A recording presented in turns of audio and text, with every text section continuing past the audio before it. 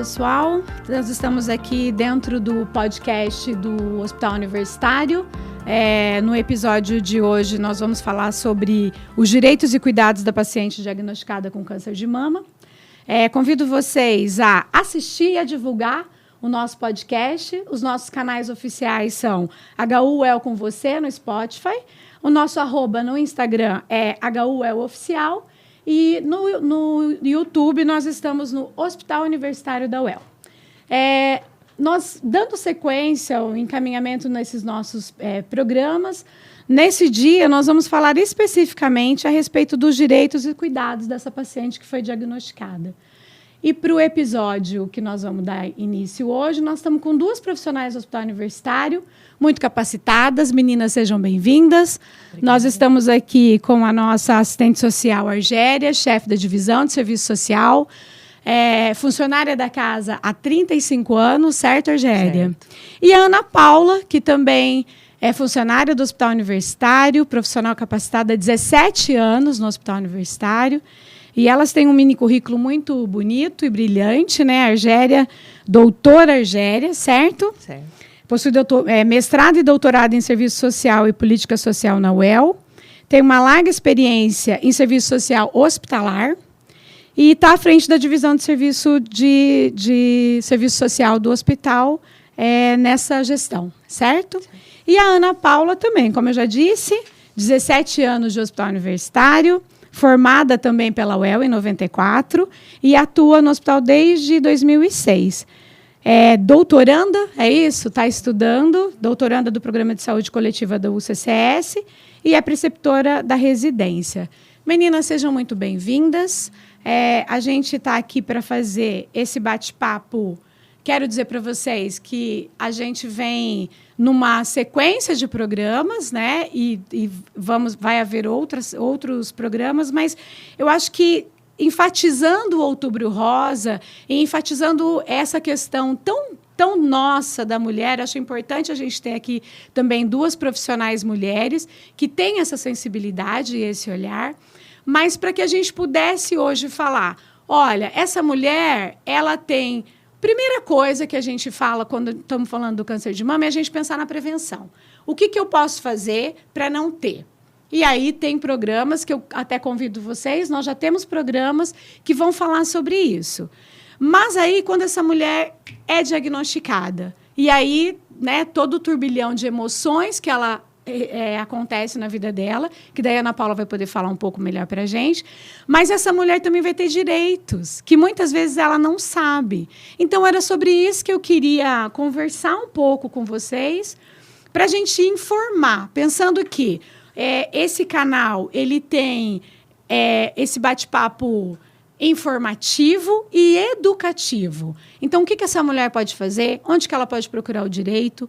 No campo da psicologia, como que essa mulher pode procurar amparo emocional, amparo psíquico para ela, para a família, como que nós, enquanto hospital universitário, hospital escola, e que também acolhe essas pacientes, podemos ajudá-la a entender, a dar conta de todo esse contexto que o câncer de mama vai provocar na vida dessa mulher.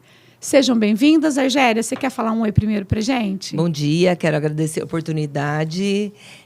Estávamos comentando anteriormente, é um tema difícil, mas que quando a gente encara como necessário, é extremamente importante. Eu vou dizer para você que essa sensibilidade em relação às mulheres com câncer no nosso trabalho do serviço social, ela surgiu na abertura do HC. Lá em 94, nós começamos a fazer um trabalho de ir na sala de espera, conversar com essas mulheres que aguardavam um atendimento na mastologia, até antes de descobrir o diagnóstico de câncer.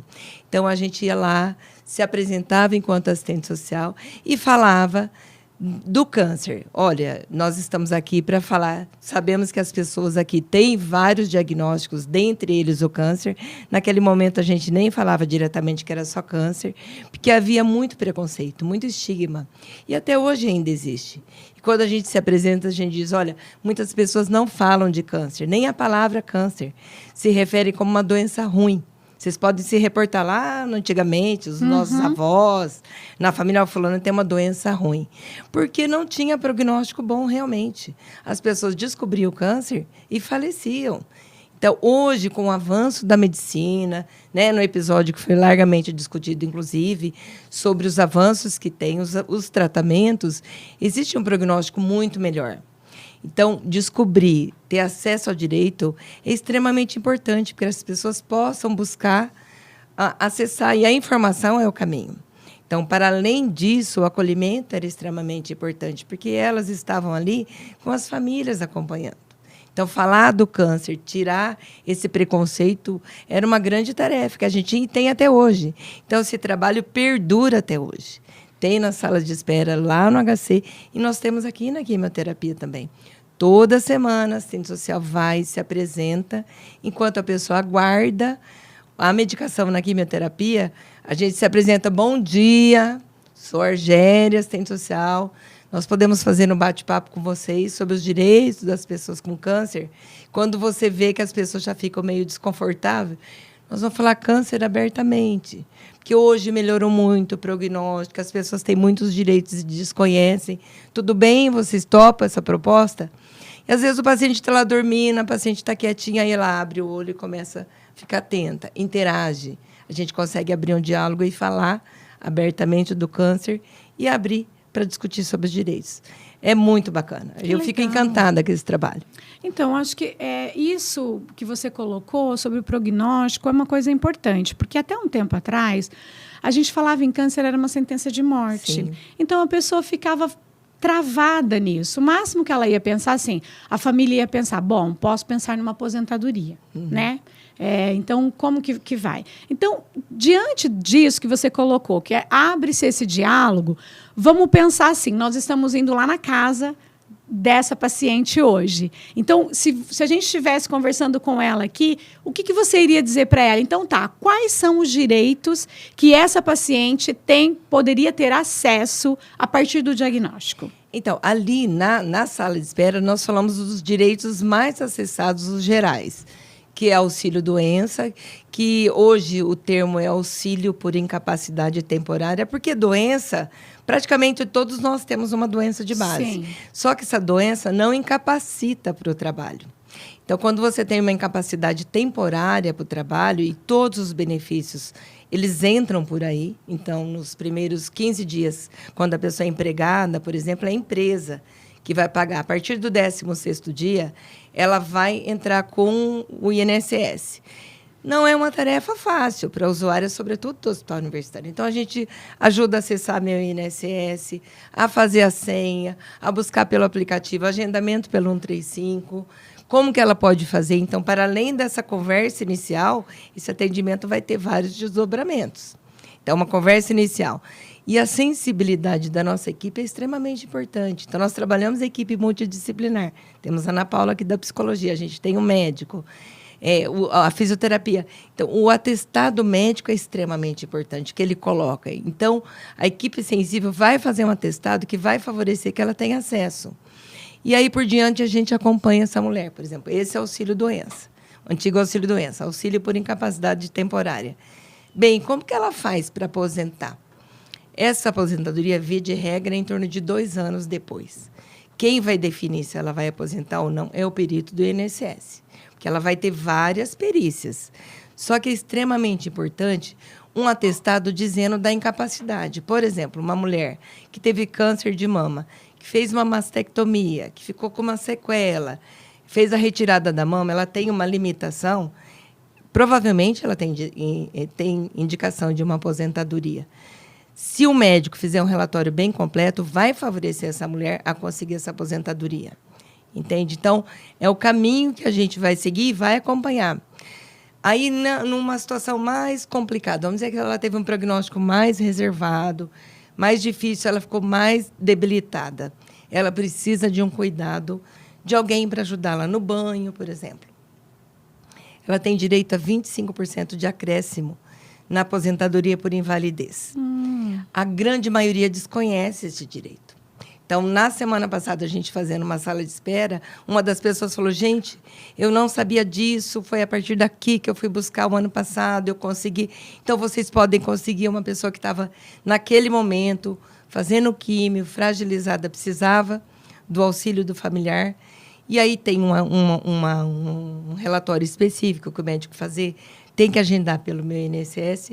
Toda essa orientação e acompanhamento nós fazemos ali também. Então, a paciente oncológica de câncer de mama no hospital universitário, quando ela dá entrada ao serviço, o serviço social faz todo esse acompanhamento, sim, orientação e até ajuda ali, manual mesmo, técnica, para ela baixar o aplicativo, porque às vezes as pessoas não têm conhecimento. Até nós, né? É muito difícil. E uma coisa legal é que, assim, eu coordeno o grupo de assistentes sociais da área de saúde, sou presidente do GRAS. São mais de 60 assistentes sociais da saúde de Londrina. E a gente tem curso periódico com a equipe do INSS. Semana retrasada, eles vieram aqui no HU, a gente usa esse espaço do HU, que é o espaço que tem o maior número de profissionais, para nós estarmos atualizadas. Então, a gente passa a informação a partir do que ela vem acontecendo no INSS. E não é uma tarefa fácil para um usuário do SUS, até para a gente que domina a tecnologia, não é fácil. Então, ajudá-la nesse processo é extremamente importante. Tem uma dúvida, vamos supor, eu estou dizendo uma trabalhadora de uma empresa, mas ela era facultativa, por exemplo, ela tinha lá um diagnóstico, ela contribuiu um tempo, ela vai ter direito? Não tem? Então, tem outros direitos que a gente pode acessar. Mas eu fiquei com dúvida ainda, eu tenho o canal do INSS, a gente pode mandar e-mail para a equipe do INSS que vai dar o suporte para a gente. Então, a gente segura na mão dessa paciente desde o início até ela conseguir o benefício. Tá, vamos falar agora um pouco sobre a nossa realidade. Você está falando da CLT, da profissional de CLT ou da profissional liberal que tenha feito contribuição. Sim. E o caso da estatutário, por exemplo, de servidoras nossas que tenham, aí é via SAS, como que funciona? Ela entra em outro regime. O estatutário, por exemplo, o municipal é um regime, o regime único é do INSS. Do INSS. São regimes diferentes. Mas algumas leis, elas garantem outras leis, isenções fiscais para todas as mulheres. Uhum. Tá? Mas, por exemplo, a perícia que a gente marca pelo Estado aí é outro canal. Né? A gente orienta também, quando a gente tem situações de servidoras que são atendidas aqui também no hospital. Entendi. Ana Paula, olá. Pensando um pouco, né, já te dou as boas-vindas também, e pensando um pouco sobre isso que a Argélia colocou para a gente, desse direito da mulher, o que ela pode fazer. Vamos pensar assim, essa mulher ela foi sobrecarregada com um diagnóstico que qualquer mulher vai ficar impactada com um diagnóstico como esse. Aí ela chega aqui e aí ela tem mais toda essa informação de que ela tem que essas ações burocráticas que vai gerar um estresse na vida dessa mulher, porque às vezes ela não tem quem a ajude e ela vai contar com o apoio do serviço social aqui, mas é mais uma sobrecarga para a vida dessa mulher. Como que a psicologia pode ajudar nesse momento, nesse amparo emocional, para essa paciente que chega no hospital universitário e que precisa desse apoio e dessa colaboração? Onde que entra a psicologia nesse atendimento, talvez em parceria aqui, que eu acho que vocês devem trabalhar muito próximas nessa questão, mas eu queria entender um pouco, assim, porque você dissesse para a gente qual que é a realidade dessa mulher, como que essa mulher se apresenta para o serviço de psicologia do hospital universitário. Fico muito feliz de colaborar com um tema nosso que é muito importante, né? Porque somos mulheres e não tem como a gente não pensar em algum momento, né? Assim, toda vez que a gente vai fazer um preventivo, dá um medo, né, na gente. Assim, já é um assunto impactante. O câncer ele impacta, né, todas nós mulheres. E eu acho que uma coisa importante também que eu queria frisar é que quem de nós não temos uma conhecida, né, uma amiga, uma irmã, uma mãe, uma colega de trabalho, né? Então, a gente se coloca também nesse lugar. Então, quando o nosso paciente chega para o HU, eu acho que a primeira coisa é o acolhimento. Né? Isso é muito importante, que esse acolhimento pode ser feito pelo serviço social, pela psicologia, pelo médico, pela enfermagem, mas a gente da psico, nós vamos sentar com essa mulher. e ouvir, né? Ouvir esses medos, essas angústias. Algumas vezes elas são arrimos de família, né? Elas deixaram pessoas em casa e aí a gente, junto com o serviço social, a gente organiza essa rede, né? Então, elas têm muito o que falar. A gente lida com pacientes mais introjetadas, com pacientes mais explosivas, e tudo isso é dado, né, por um bom tratamento da paciente. Ela poder conversar com a gente sobre isso. E eu acho que assim, uma grande importância é pensar, né, que um câncer de mama, a paciente emocionalmente ela passa pelas fases, e cada fase é uma fase a ser trabalhada psiquicamente. Desde o exame, ela vai fazer um exame, ela já vai ficar pensando o que vai dar esse resultado. O diagnóstico gera muitas fantasias, né? Então, assim, será que eu vou dar conta? Vai cair meu cabelo? Eu vou ter enjoo? E tudo isso a gente vai dar esse amparo, porque quanto mais se fala, mais se dilui as questões emocionais. Então, assim, elas têm muito... Nesse diagnóstico, quando está para sair ou saiu o diagnóstico, algumas vezes elas vêm sozinhas, né? Não tem ninguém acompanhando. Então, elas não querem também preocupar outras pessoas, o marido, ou o filho, ou os familiares. Isso leva um tempo. Então, a conversa com a equipe multi, tanto com o serviço social quanto com a psicologia, faz ela entender que ela não está sozinha. Que isso é importante, essa rede, né? Uma amiga, o esposo que vem acompanhar, isso tudo faz toda a diferença. E esse acompanhamento, porque é um processo, o tratamento, cada mulher vai ter o seu tempo, cada diagnóstico vai ter o seu tipo de tratamento. Essa mulher fica com a equipe, em média, quanto tempo? Como é que é esse acompanhamento? Tem trabalhos em grupo? Como é que é desenvolvido esse trabalho com essa mulher dentro do hospital?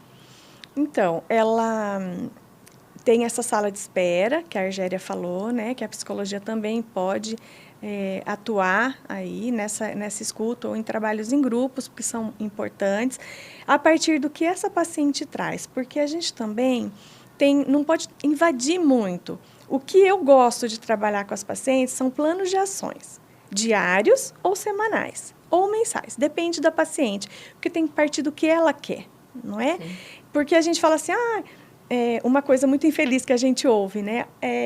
Não, teu cabelo vai crescer de novo. Isso é a pior coisa para essa paciente. E elas trazem para nós, né, da psi, ou até para o serviço social, como é ruim a pessoa dar uma solução. E ela não quer solução nessa hora. Ela quer acolhimento. Né? O acolhimento. E não interessa de quem, né? Então, a gente não pode dizer assim, não, usa uma peruca, usa um lenço. Se ela quiser usar a carequinha dela, é o desejo dela. Por isso que é importante esse trabalho, né, de acolhimento. E ela fica com o profissional o tempo que for necessário. Então, quando ela vem para as consultas, quando ela vem para as químios, né, ela pode ter esse atendimento. Uhum. Argélia, voltando a falar, então, sobre a questão dos direitos dessa paciente, quando você fala assim, olha, ela tem lá um acréscimo de 25% na aposentadoria, quando ela depende de terceiros.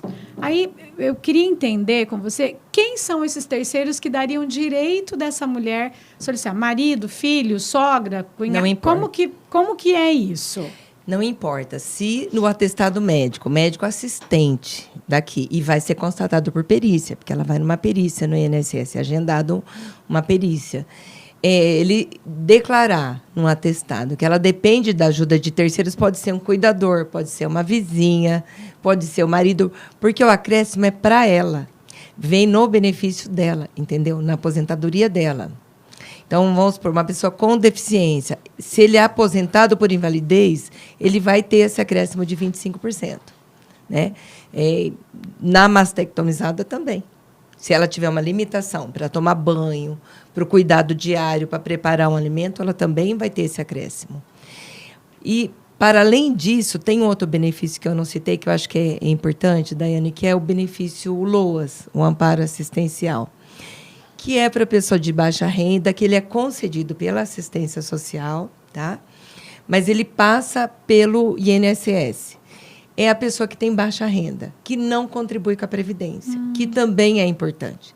Porque, às vezes, a pessoa contribui um tempo, é muito comum dona de casa. Trabalhava, tal, casou, teve filhos, parou de trabalhar. Ficou lá dependendo, não contribuiu. Ultimamente, não contribuiu. Aí vem um diagnóstico de câncer, né? Então, muitas vezes, ela tem uma baixa renda, ela trabalhava lá na informalidade e ela vai precisar de um rendimento. Então, tem a possibilidade de conseguir esse LOAS, que a gente chama que é o BPC, Benefício de Prestação Continuada, que é um processo que a gente pode montar, que a gente monta, via de regra, a gente que ajuda a fazer, porque também não é uma tarefa simples, né? Pelo meu INSS, a gente pega o atestado médico, monta toda a documentação, ela vai passar por uma avaliação social do INSS e por uma perícia médica. Os dois vão pontuar.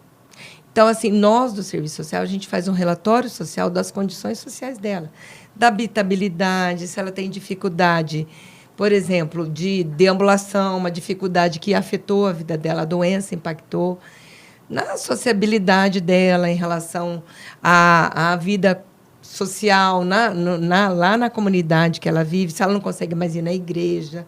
Tudo isso vai pontuar do ponto de vista do Serviço Social. Então, a gente vai subsidiar o profissional do INSS em relação a isso. E é extremamente importante porque a gente vai avaliar a condição econômica dessa família, né? E aí, demora muito. Essa é uma realidade triste a gente dizer, porque às vezes, por exemplo, eu marquei uma perícia recente para fevereiro de 2024. Nossa. Você imagina até lá... Como é que essa mulher vai sobreviver e dar conta da vida, né? Aí nós entramos também. A gente tem trabalhos com voluntários, a gente fornece cesta básica, a gente fornece medicação, a gente tenta viabilizar via poder público medicação que precisa e encaminha para assistência social, que é uma outra política que a gente encaminha para que ela tenha acesso a benefícios eventuais até ela conseguir esse amparo assistencial. Ou seja, a mulher, ela se bem orientada, ela vai conseguir ter esses subsídios todos e conseguir dar um mínimo de dignidade para que ela possa passar por esse momento de tratamento, né? São as necessidades essenciais da vida da pessoa, né? E aí, você está falando sobre os direitos previdenciários. Existem direitos fiscais também que essa mulher pode ter acesso? Tem.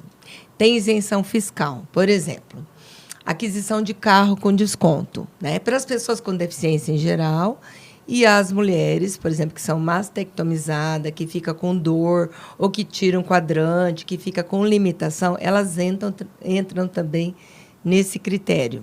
Para conseguir, por exemplo, é uma mulher que tem um poder aquisitivo melhor, né? Você estava falando de servidoras, por exemplo. Isso. Elas podem comprar um carro com desconto, isenção de IPI e ICMS. Por exemplo, até 100 mil, você tem desconto de IPI e ICMS, uma porcentagem de 10% a 14%, depende da montadora. Ou, se for acima de 100 mil o carro, você consegue só IPI. Para além disso, ela não vai pagar IPVA mais quando ela compra o carro. Então, tem toda uma orientação. É um processo que a gente monta, que a gente orienta os caminhos para ela conseguir. Se tem uma condição econômica melhor, ela também tem esse direito. Tá? Também, por exemplo, a pessoa que tem lá, que paga imposto de renda. Vamos imaginar numa colega, como a Ana Paula falou, uma colega nossa, da família, que tem um poder aquisitivo melhor, que tem uma renda melhor e que paga imposto de renda, vem descontado na fonte. Quando você é aposentado por invalidez e tem o câncer, você consegue a isenção total. De agora, não, desde o momento do diagnóstico. Vamos supor, ela teve um diagnóstico lá há 3 anos atrás e não sabia. A gente pode orientá-la a buscar, inclusive, receber esses valores retroativo ao ano do diagnóstico. Sim, a fonte pagadora que vai restituir para ela esse valor. Vamos supor, o Estado restitui para a estatutária e, no caso do INSS, o INSS restitui ao município e assim por diante. Com relação ao Detran, habilitação, também tem alguma coisa? Então, quando ela vai adquirir o carro, ela tem que passar por uma avaliação do Detran para ver se ela ficou com alguma limitação, porque o carro vai ter que ser adaptado. Ok, entendeu? Entendi. entendeu? Entendi. Nesse caso. Ana Paula, ainda falando dessa condição emocional, psíquica da paciente, é uma curiosidade, assim, como que é essa questão da família, né? Porque eu acredito que todas nós, em momentos diferentes da vida, precisamos de uma rede de apoio. Quando a gente tem filho pequeno, a rede de apoio é fundamental. Quando a gente tem, né? Eu acho que isso é uma questão fundamental. Como que você vê a realidade dessa rede de apoio e qual, por exemplo, se a psicologia consegue alcançar também o marido, o filho, a nora que vem, enfim. Como que você vive essa rotina e essa realidade da rede de apoio dessa mulher acometida de câncer de mama? É uma questão bem importante, né? Porque família, amigos, é tudo aí pra gente. Se a gente percebe que é uma mulher que não tem uma rede de apoio tão presente, a gente traz. A gente convoca, a gente vai incluindo, porque algumas vezes, vamos pensar pessoalmente, a gente se afasta, porque quando se fala em câncer, puxa, o que eu vou falar, né?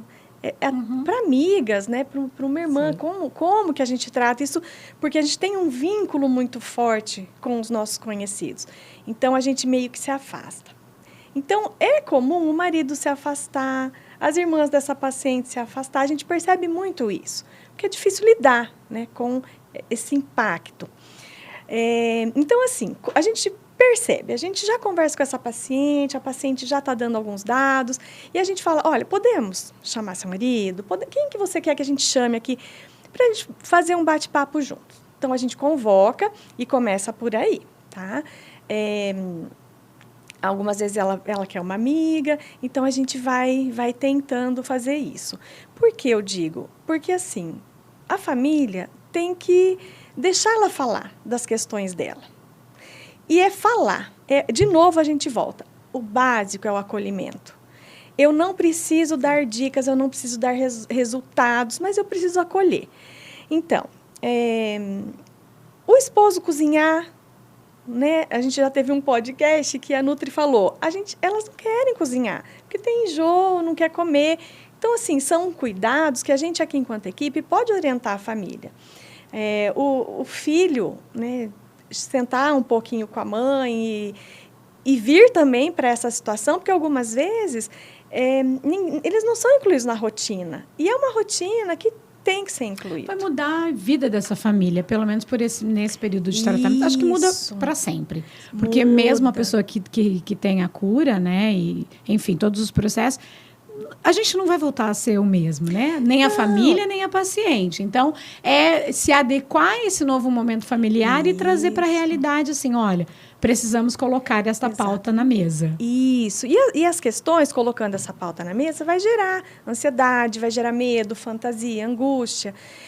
A gente, enquanto equipe, consegue ouvi-los em relação a isso e fazer algumas orientações, dar alguns uns segmentos, né? Vamos fazer dessa forma, porque se o conselho fosse bom, a gente não dava, né? Então, por isso que a gente chama e vê com a família o que eles querem. É muito mais fácil a gente partir do plano de ação da família do que do nosso, porque a gente está ali como um instrumento mesmo de norteamento ali, de todas essas situações, né? É muito complexo tudo isso, né? Porque é um momento delicado para todo mundo, né? Sim. E eu acho que o mais importante é a gente enfatizar. Essa mulher, ela tem o direito de querer o que ela quiser nesse momento, né? Isso. De, olha, se ela quer falar, ela vai falar. Se ela quiser chorar, ela precisa ter um espaço do choro. Isso. Ela precisa ter um espaço de, eu quero dar uma volta sozinha. Isso mesmo. Aí, tá bom. Só nos diga que hora que você vai voltar para a gente não precisar ficar procurando, né? Porque vão ser diferentes situações em que essa mulher vai se encontrar. E aí, falando em passear, vamos pensar lá, né? Essa paciente foi diagnosticada e daí tem uma hora que ela fala assim, eu quero passear. Eu não quero ficar aqui curtindo doença, eu quero passear. Essa mulher tem direito a transporte gratuito? Tem. Aqui nós temos a lei municipal, né? Municipal, intermunicipal e interestadual. Então, as pessoas que têm câncer têm direito a acessar a lei. E é importante dizer que a lei municipal que garante as pessoas com câncer, ela foi motivada por nós, assistentes sociais do GRAS, desse grupo que eu citei. Que legal. Então, nós somos uma das pessoas que batalhamos para que tivesse incluído, né, entre as patologias que tem, o câncer também. E é a pessoa que tem tratamento continuado. Então, se ela vem e ela precisa ter continuidade, ela vai ter isenção para químio, para rádio, ela vai ter acesso. Teve lá uma mastectomia, ela entra no critério de deficiência. Então, ela tem o passe interestadual. Então, ela pode sair de uma cidade para outra. Dentro do estado. Intermunicipal, desculpa. Dentro tá. das cidades. Interestadual, de estado para estado. De estado para estado. Estado para estado. Então, ela pode... Eu tive pacientes que foram, eu quero ir para a praia. E foi para a praia. Foi isso que eu fiquei pensando, né? Sim, aí quando ela precisa de acompanhante, assim. É previsto, quando a pessoa depende de cuidados, o acompanhante. Foi ela e o marido conhecer a praia. Então, é muito, né? Sim, foi muito significativo para ela. Nunca tinha pisado no mar, ela falou, eu quero realizar um sonho, eu quero ir para a praia. E ela foi. Eu acho que dentro desse trabalho interdisciplinar, né, porque eu acho que tá ligado, um trabalho está imbricado no Sim. outro aí no acompanhamento que vocês fazem. E eu acho que isso, essa troca também deve trazer experiências positivas entre o grupo. Assim, vocês têm um trabalho entre essas mulheres, delas terem grupo de conversa, delas se ajudarem mutuamente? Tem alguma coisa nesse sentido? Geralmente a sala de espera funciona assim. Como que é esse momento. Troca. Sala de espera é excelente para isso. E também entre nós, equipe, né? O nosso trabalho é multidisciplinar, porque a gente trabalha essa pessoa na integralidade. Então, tem o médico que vai ver o aspecto biológico, a psicologia, o aspecto psicológico, o serviço social, o aspecto social, e assim por diante, a nutrição, todas as áreas. Então, a gente vê essa pessoa como um todo. O que a gente, enquanto equipe, pode fazer o melhor para essa pessoa que está ali na nossa frente. Ana Paula, se você pudesse falar assim para a gente, olha, tá bom, a gente, né, estamos gravando episódios, já conversamos um pouco sobre nutrição, que você mesma citou, e a gente fala muito sobre o autocuidado. Como que essa mulher pode se ajudar, pode se cuidar? Então, do ponto de vista psicológico, como que essa mulher pode também trabalhar o autocuidado durante o tratamento? Então, isso vai partir de cada uma. Então, não tem uma receita pronta, né? Vai partir da força de vida, da estima dessa mulher. Se ela já vinha com cuidados, porque a gente sabe que o cuidado, ele é feito para o outro. Uhum. Principalmente nós mulheres. A gente nasce, a gente já tem uma certa idade, a gente já vai cuidar de um irmão, a gente vai cuidar da casa, e a gente deixa de se cuidar. Então, o que eu diria para essas mulheres, e aqui a gente sempre tenta falar, porque a gente percebe que elas amadurecem muito nesses grupos, inclusive ideias que elas vão tendo não é por conta própria, é por conta de uma amiga ali da sala de espera que disse que faça assim, que melhora, né? São receitas afetivas e emocionais, que eu acho que vale muito mais do que a gente falar. São pessoas que estão junto, vivenciando a mesma coisa. Então, assim, o que a gente pode fazer para se cuidar? O que é bom para mim? É bom caminhar? Eu vou caminhar. É bom cuidar da minha planta? Replantar? Fazer um quebra-cabeça? Cuidar de um neto, mesmo debilitada, porque a gente sabe que a força de vida ela está muito também fora, né, das coisas que a gente gosta, que são, isso, o nosso dia a dia. E algumas vezes as nossas pacientes não têm essa conduta em casa, mas aqui a gente consegue, nessa sala de espera, fazer o que... olha, por que eu não vou fazer isso? A minha colega faz e ela é feliz com isso. Né? Então, eu acho que... É ressignificar cada momento nesse período, assim, porque... cada uma vai enfrentar de um lugar, cada uma vai estar num estado psíquico, num estado emocional, num estado familiar. E daí é ressignificar esse momento. Tem as questões mentais, assim, né? Então, por exemplo, a fragilidade de uma, que é uma paciente pessimista, aí a gente tem uma paciente otimista, e aí junta nesse grupo, né, de sala de espera. Então, assim, eu acho que o melhor apoio é esse. O que a gente, enquanto profissional de saúde, tem que ficar, eu acho que focado, é que, geralmente, um câncer de mama, ele pode gerar uma depressão, algo mais grave, né? E aí, junto com a nossa equipe, a gente vai discutindo para fazer os encaminhamentos. Porque tem pacientes que precisam, sim, de uma psicoterapia individual. Não é em sala de espera que ela vai dar conta. Tem pacientes que precisam de uma avaliação psiquiátrica para dar conta desse momento, que é muito difícil. A gente se coloca no lugar e a gente sabe o quanto é difícil para elas, né? Argélia, então, pensando nesses direitos da mulher, se, por exemplo, ela está lá, vamos pegar essa mulher aí que está num estado psíquico, dependendo até de medicamento, porque ela cai numa depressão, ela fica num processo de prostração, e aí ela não vai ter ânimo. Você vai chegar lá na sala de espera e vai falar sobre o direito dela, da aposentadoria, ela não quero falar disso e tal. Então, a família também pode tomar essa iniciativa por essa mulher? Então, a gente tem um espaço ao lado, onde está a quimioterapia, que a gente tem a família também. Ah, tá. Então, a gente coloca à disposição a família para acompanhar. E a gente procura respeitar também. Se ela está lá quietinha, ela fica... Primeiro, a gente pede autorização, a gente tem esse cuidado. A gente pode, nós somos do serviço social. Uma das atribuições do serviço social é orientar indivíduos e grupos sobre direitos sociais. Então, nós viemos aqui com essa proposta. Tudo bem para vocês a gente fazer um bate-papo aqui? As pessoas concordam. Se alguém disser, nunca ninguém discordou. E, assim, o que a gente tem identificado é que, às vezes, ela está lá quietinha na dela, não quer conversar. Mas aí abre um olho, tá? Ela começa a ficar antenada. Nossa, talvez isso sirva para mim. Né? Talvez... Aí depois eles falam, você pode falar com meu filho, com meu marido que está ali fora? Claro, daí a gente vai e aborda a família e dá continuidade. Às vezes ela fica na dela também. A maioria, assim, eu diria para você que mais de 90% interage. E cita exemplo, e assim a gente fala... E aí, nesse espaço, o que vocês acham que pode melhorar? Na semana passada, a pessoa falou assim, não estão ligando o som. Era bacana a gente ouvir um som enquanto fazia químio. Então, até o ambiente, né, a acessibilidade do banheiro, sugeriram. Então, é um espaço que traz, para além da questão do direito, a questão do espaço, do uso desse espaço do hospital. Então, na medida que a gente vai lá com o jaleco, enquanto assistente social, você se coloca, enquanto hospital universitário, eu estou à disposição. A gente se abre para que essas pessoas possam falar abertamente.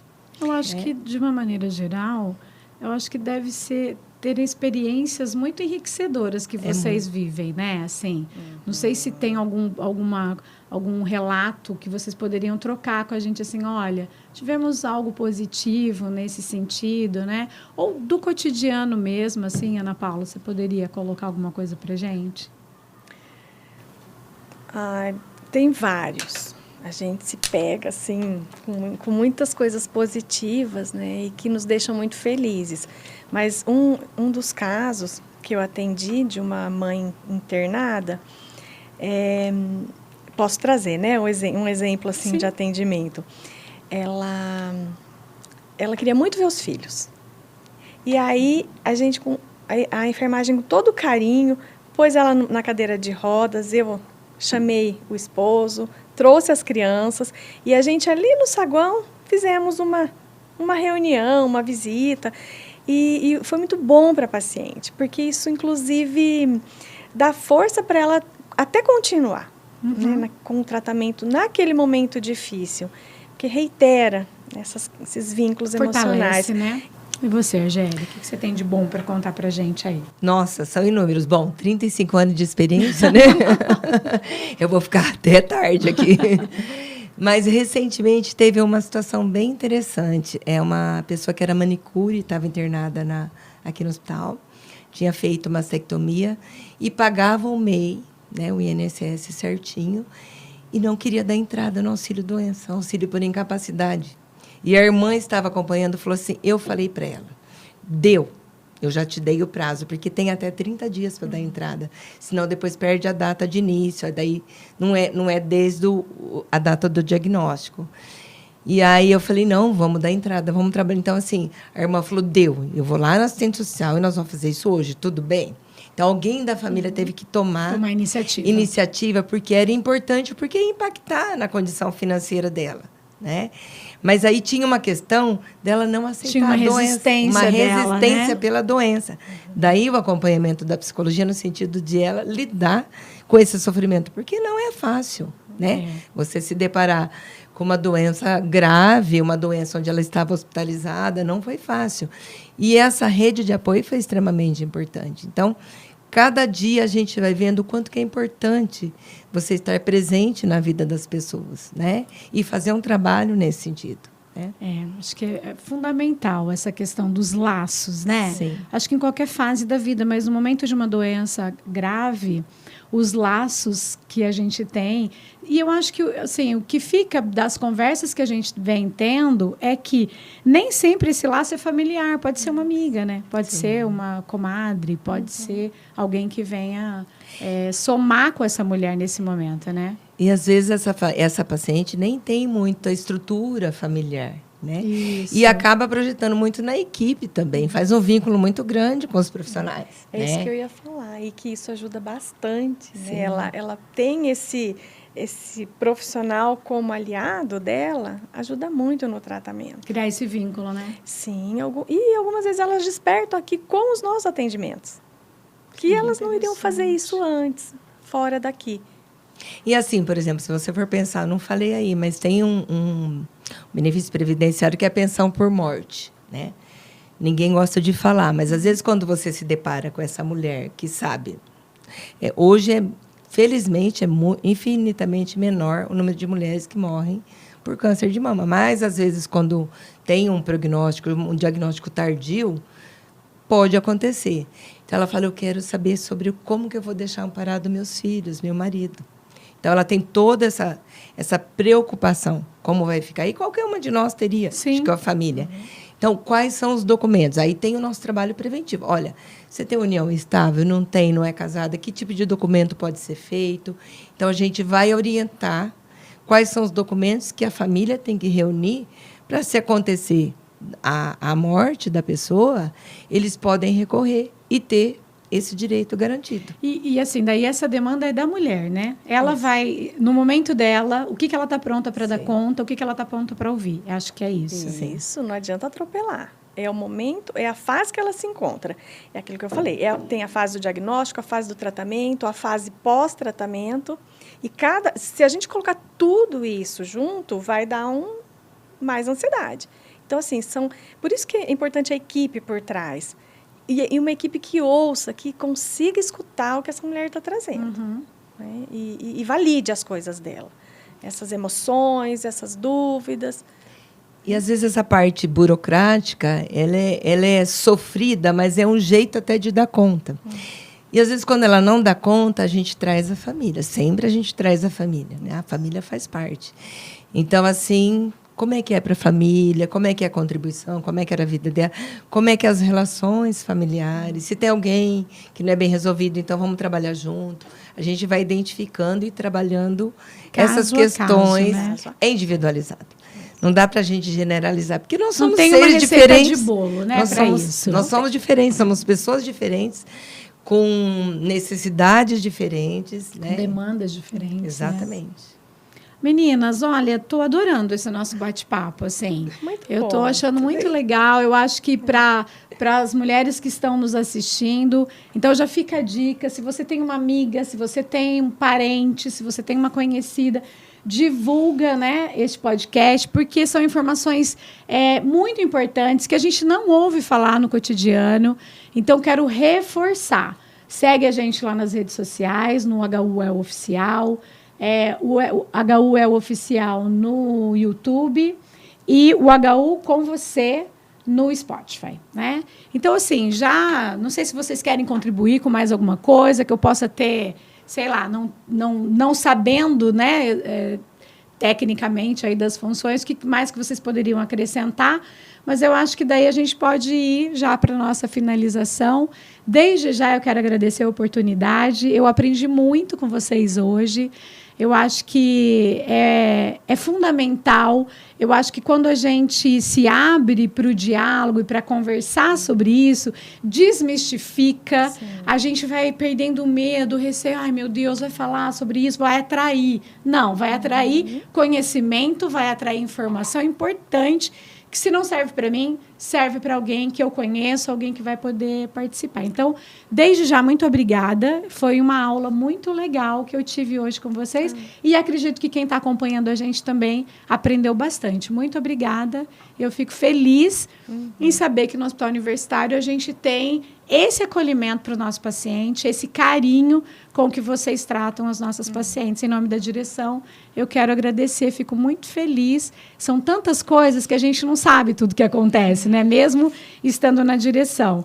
Mas eu estou bem feliz. Muito obrigada, meninas, e espero que vocês também tenham gostado. Então, Argélia, quais as suas considerações finais para o nosso momento? Eu agradeço a oportunidade de poder compartilhar um pouco da nossa experiência aqui do Hospital Universitário e dizer que é muito gratificante, na medida que você sabe que o teu trabalho é extremamente importante para as pessoas que se deparam com uma doença, né, como o câncer, que ainda tem muito estigma. E eu acho que a gente tem muito que contribuir. Então, agradeço a oportunidade, me coloco à disposição, né, enquanto assistente social do Hospital Universitário. Se vocês tiverem dúvida, uma dica que eu dou, tá, para as mulheres que ainda estão lá investigando câncer. E tem uma suspeita, sei lá, vou marcar no posto. Gente, volta a contribuir. Porque poucas contribuições, se você já contribuiu anteriormente, te dá direito ao auxílio-doença. Então, é uma das doenças que dispensa a carência. Que, então, é um tempo menor. Então, é extremamente importante. Vou lá, estou com sintoma, estou lá investigando. Volta a contribuir, que lá na frente vai fazer a diferença. Muito obrigada, prazer, muito obrigada mesmo, de coração. Que bom. E aí, Ana Paula? Eu quero agradecer essa oportunidade, eu fiquei bem feliz assim, de estar debatendo esse assunto. E eu daria uma dica, né? Assim, previna-se, se cuide, né? Pergunte, divulgue, porque dessa forma a gente está nos ajudando e ajudando as outras pessoas. Esse é o meu recado e muito obrigada. Que bom por participar. Bom, pessoal, é isso. Nós finalizamos aqui mais esse encontro dentro do Outubro Rosa. Acho que é importante a gente falar, é importante a gente se comunicar e é importante a gente dar acesso a outras pessoas para que também tenham esse conhecimento. Então, como eu já falei, divulgue os nossos canais. Comenta aí se você gostou, se você quer colocar alguma coisa, olha, poderia discutir novos temas, qual outro assunto que você gostaria que a gente trouxesse para esse nosso bate-papo, e aí a gente vai trabalhar sobre isso. Muito obrigada e até a próxima.